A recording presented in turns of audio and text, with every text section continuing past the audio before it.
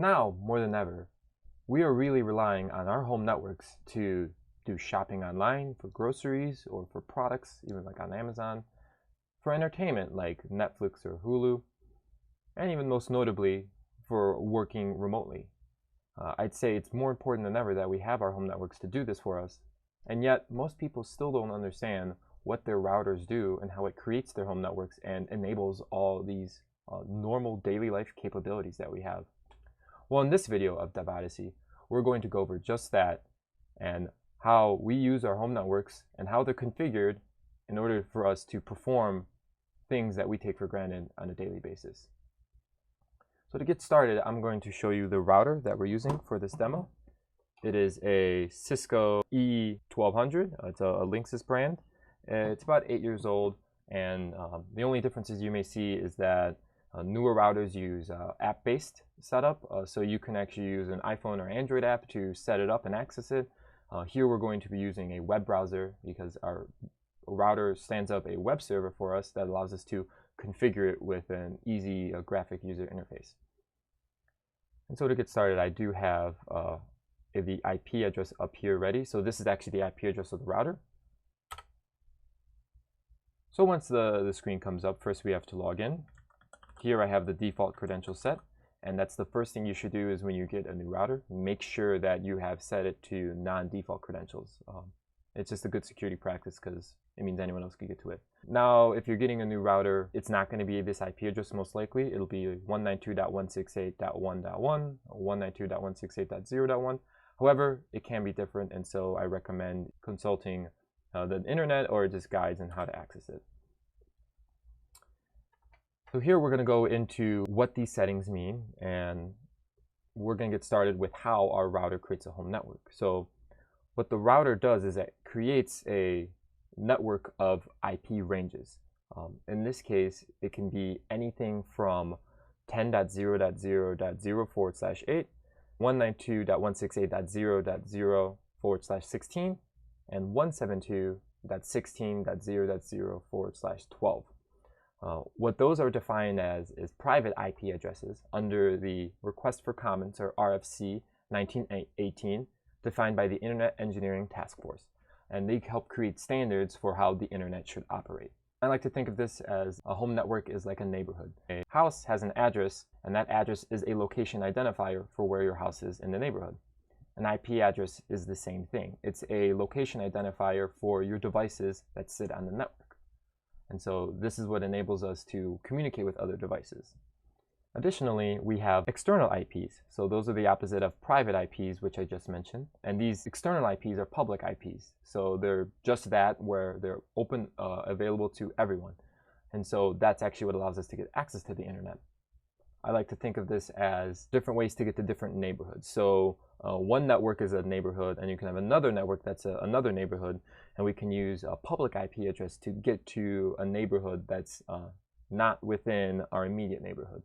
With these IP address networks or ranges, we can chop them up and cut them up into different sizes, which we'll see shortly. And just to be clear, anything that is not a private IP range that I mentioned above is a public IP range. And so that's everything up to 255.255.255.255, excluding those private IP ranges. To get started in the config, we have some naming conventions, which we don't need to go into. Here I set the IP address, which this is what I generally talked about, will be 192.168.1.1. Here I set it up for this IP, so I don't want it to conflict with anything else in my network. Because if you have a conflict, you won't be able to get to your device. The subnet mask is now the next thing I want to talk about, and that is what defines the size of a network. You could think of it as what defines the size of a neighborhood, or how many houses can be in that neighborhood. What I mentioned before with those forward slashes is just a different way of describing the size of a network. That forward slash number can range from 1 to 32. However, you'll most commonly see is a /24. And so that's devices from 1 all the way to 256 for that last number in your IP range. So here we have our DHCP server. And what that means is that's Dynamic Host Configuration Protocol. What that does is it actually gives your device an IP address once you join the network. In order for your device to communicate on a network, it needs an IP address. Well, you could think of this DHCP server as like the post office. Whenever a new house comes in a neighborhood, you get an address from the post office. And so that way you can get mail, or people could visit you, and anything else. And the way this briefly works is it does a sequence of 4 messages. When you join the network with your device, it'll send out a DHCP discover to find the router or the DHCP server. The DHCP server catches that and sends you a DHCP offer message. And that says, hey, do you want to take this IP address? Your device then responds with a DHCP request where it says, yes, I'd like to take that IP address to be mine. And then it'll send back the server a DHCP ACK saying it acknowledged that you are now assigned to that IP. And so while DHCP servers do much more than that, that's generally what we should be concerned about with it. So you definitely want that on, because otherwise people would have a hard time joining the network. Here we have a start IP address, which is 10.50.50.100. And then we have maximum number of users is 50. So that's anything from 100 to 149 can be an IP address for any device. So this is also another way to define the size, and it can give you manual ways to do that. The last thing I want to get into on this page is the DNS. So what DNS stands for is domain name service. What it means is that it helps translate domain names or website names into an IP address. And that's because computers and web browsers understand IP addresses more than they understand actual domain names. So a DNS server is just a service that takes a domain name and translates it into an IP address. Most notable examples are 8.8.8.8, which is the Google's DNS server. It's also 8.8.4.4. One I would recommend you use more is 1.1.1.1 or 1.0.0.1. That is Cloudflare's DNS, and they are totally about anonymity and privacy. And so you may have wondered if you've ever seen an ad online that kind of relates to something you've looked at before. This is because Google can actually track where you've been by using their DNS server, and so they can give you relevant ads. Cloudflare does not record your DNS records, or they do not record where you're going, and so this gives you a better sense of privacy on the internet, and I definitely recommend using that number. Now that we've gone over that, we're going to go into our next page here, and we're going to talk about gateway and NAT. And here we can find that under advanced routing. So here we have NAT enabled, and what this NAT does is it basically allows us to get out to the internet. If you're trying to go out to the internet with a private IP address, that won't work. Firewalls and routers explicitly reject and deny those, and that's part of the standard defined by that IETF as noted earlier. So what NAT does is it takes the public IP address defined by your internet service provider, because every home network has a public IP address defined with, and it uses your private IP address and combines it with that public IP address and sends your request out. So you could think of it as like a middleman. It's like a butler almost, in the sense that it does things for you. So it'll take the private IP address and the port number, which actually ranges from 65,535. It'll spin up a random one and then take that request you sent, and it'll come up with its own port number and its public IP address, and then it'll go off into the internet and go to that server. And then when the server responds, it'll go back to your router on that same IP and port number, and then it'll take that public IP and port number and translate it back to your private IP and port for what service made that request. Generally, you'll see this with like web browsing. And so that's what that really does, and you want to leave this enabled. The next thing I want to go over in here is our gateway. What you could think of a gateway as the default way for you to get out to the internet. Every network needs a gateway. So it's like being able to get out of your house. You have a door. Your front door could be like your default gateway. We need that because if you don't have a default gateway, you can't get out of your house, or you can't get out of your neighborhood. So a default gateway for a neighborhood could be like the end where the public road meets your neighborhood road. That could be like your gateway, as well as a gate to your house that lets you out into the neighborhood. So that's really all it does. Once you hear it that way, it makes more sense. And then lastly, I do want to mention what I'd compare a public IP is to like the neighborhood name. And so it's like a way that your neighborhood is identified out in the internet, or it's a way it's identified out in the world. And so now that we've gone over those settings, we have some other settings in here that we don't really need to get into. Next, I'd like to get into is things about firewall. And so briefly, I describe a firewall is it does three things. One, it can allow traffic, it can deny traffic, and it can reject traffic. Allow is, as it sounds, to let connections go in and or out.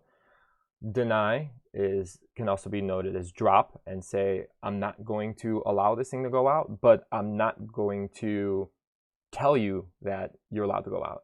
So it's like if you ever go to a website and you keep waiting and waiting and waiting, that can actually be a drop or a deny. A reject is more so like, hey, I tried to go to something, but it sent me back immediately and told me this is not accessible. So denies are more like timeouts, but rejects are you get an immediate response saying you're not allowed to access something. There are two places in this where we have some of those things defined, but first we're going to go in that with the access policy. Another way to compare a firewall to is like a stoplight or a traffic light at the end of your neighborhood. The red stops you from going, the green allows you to go, and the yellow could be a deny depending on the way you want to think about it. So here we have in this access policy things where we can actually do specific denies on. So if I had devices or more devices on this network, we could do that. And actually, we could probably take my device and throw it in here. And so if I actually go ahead and do add, you can see my MacBook as a device on this network. We could do OK. And then in here, we can actually schedule a block. So what this is doing is it can be doing a reject or a deny to specific IP addresses, or in this case, you'll see is URLs. This is generally called parental settings, and as you can see right here. And most newer routers definitely have this feature available to you. So if you don't want, let's say, your kids or people going to Facebook, you can block Facebook or you could block Google. Here we could set a schedule, as mentioned, and you can define the times for that schedule. And then here we actually have URLs or specific links that we can block from people from going to at certain times. And again, this is more like blocking going outbound.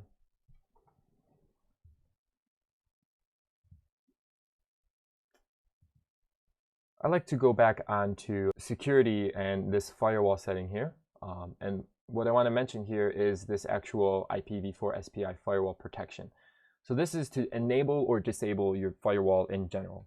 This is something I recommend you always leave on, because if it's disabled, it means anyone can come to your private network free range. It's almost like leaving your door open. It's, anything can come in.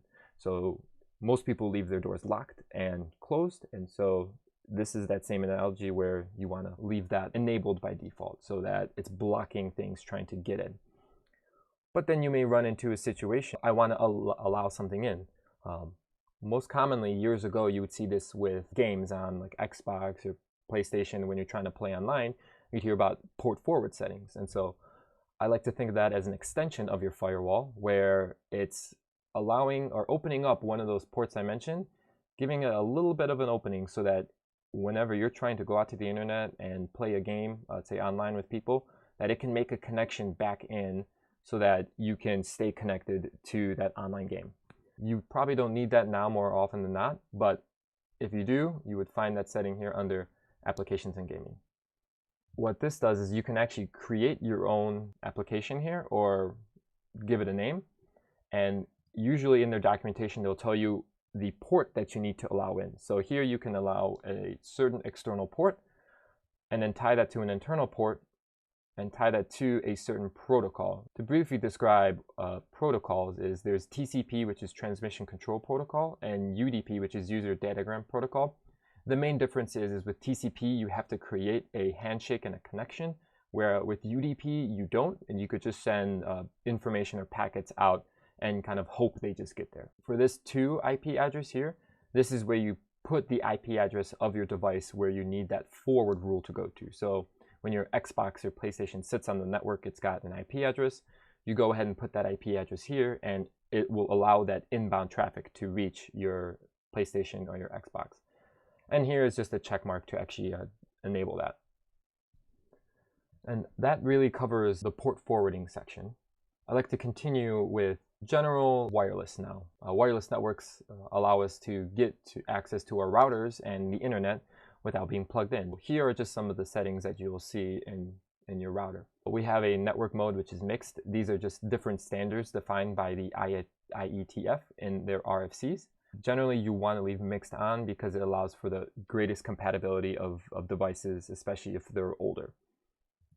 The network name, or SSID as it's called, is what you see when you're trying to connect to a Wi-Fi network. So that's the actual name.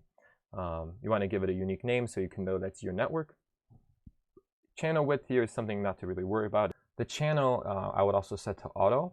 However, what this is it allows us to make sure we're not in conflict with other devices in our house that have radio frequencies. Easiest thing to think about is like a microwave. Microwaves use radio frequencies, and so you want to be on a different channel than that. Actually, most things use a 2.4 gigahertz connection, and so sometimes you may see your Wi-Fi not perform as well, and that's because you can have other things in your house or electronics that conflict with that. Generally, you leave it on auto and it'll find the best channel for you to be on, and this is usually from 1 to 11. And so it's just like smaller subsets within that 2.4 gigahertz range.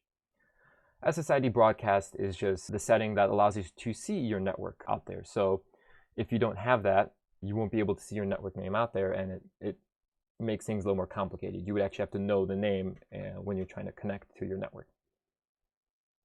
Here we can go into wireless security a little bit. Our security modes, I would really recommend leaving it on WPA2. WPA2 is the strongest, and most devices should be able to connect to that. And what I mean by that is it has the strongest encryption, and it's less likely to be hacked or broken. You have usually a WPA2 personal, and then here you could put a passphrase in, or also known as a pre-shared key for people to use to get access to your network. But what I would recommend instead of giving this password out is actually creating a guest network. What this does is it isolates your home network or your internal devices that you use from other people that are trying to get internet access using your network. It performs some firewall capabilities there. I definitely recommend putting this on. So you could just do yes and give it a name, and then you could put how many guests you want on there, and if that's the broadcasting of it's enabled so people can see the guest network. I did cover some of the security settings in a prior video for your wireless network is more secure or your wireless network is not secure. I recommend looking at those videos. You can see a link above me, or you'll also see a link in the description below. This covers really what we want to do with wireless settings. The only thing you might want to look at is a wireless MAC filter. This is a way to protect your devices by filtering out on a MAC address, which is also known as a machine address. This gets a little more complicated, and I don't recommend it that much, only because it actually really doesn't protect you, because you can change your MAC address. It's just a way for you to add a little layer of protection, but that protection really doesn't work anymore these days. Lastly, we're going to go into just some basic router administration stuff. So if you're using a web-based router, you can change how you do the connection. I recommend you changing it from HTTP to HTTPS, because HTTPS is secure and encrypted while HTTP is not. You may have noticed in the beginning when I was logging in, it said your password's not encrypted. And so that's because HTTP is not encrypted. This is remote management. So if you want to actually change your router settings when you're not at home, you can change that with enabling this. I generally don't recommend this because most people really don't need to change their router settings when they're not at home. And it also creates an attack vector for other people and malicious actors from getting access to this configuration page. And they can try and brute force their way in by using password dictionaries. And so I would not recommend putting this on. But if you do, you click enabled here, and then I would also click HTTPS. And so that makes sure that your connection is actually secure and encrypted. Here you can set a allowed remote IP. So if you know a specific public IP that you will be accessing your home router to, you can set this IP here and actually set it to a range of IPs. And then also set it on a port. So by default, it's 8080, but you can also change it to a different port like 8443. But again, I do not recommend doing that. But if you do change it here, they will actually ask you to change your password, because if it's a default password, they will make sure that you change it to a non-default password, which is a very good thing that they enforce that. So lastly, you might see some things here with logs and diagnostics, but that's for troubleshooting and we won't need to go into that. The last thing I'll show you is the status. And so what the status we have here is it shows us how we're connected to the internet or if we're connected to the internet. So here where you see is IP addresses in the zeros, this is because this wireless network is not connected to a modem. But if it was, it would give me a public IP address and you would see that here. Then you would also see like a subnet mask, which is the size of that public network. The default gateway you would also see as the default way your packets leave the public network that you're going through. And then those DNS settings you'll see here as well. If you ever want to change your public IP address, you can do that here by releasing an IP address or renewing it. Release just gets rid of it, and renew actually gets rid of it and gives you a new one. This is a good page to see just to do troubleshooting to make sure you're connected out into the internet. And so that really covers everything I wanted to go over in your router settings and your home network settings. I'd like to thank you guys for following me in this video. I hope it gives you a better understanding of how your home networks connect you to the internet in the real world, how it protects you, and how it really enables you to do so many things that allow us to continue life from home and continue working remotely and doing everything that we may have done outside in the real world and the public physically versus now doing it digitally. If you like this video, please go ahead and click that like button. It really helps support the channel. Also, if you've liked this video and any other networking content or even development content, go ahead and subscribe to my channel. Again, that really supports me. Thank you guys, and I look forward to seeing you guys in the next video that I create around networking or development. Take care and stay safe.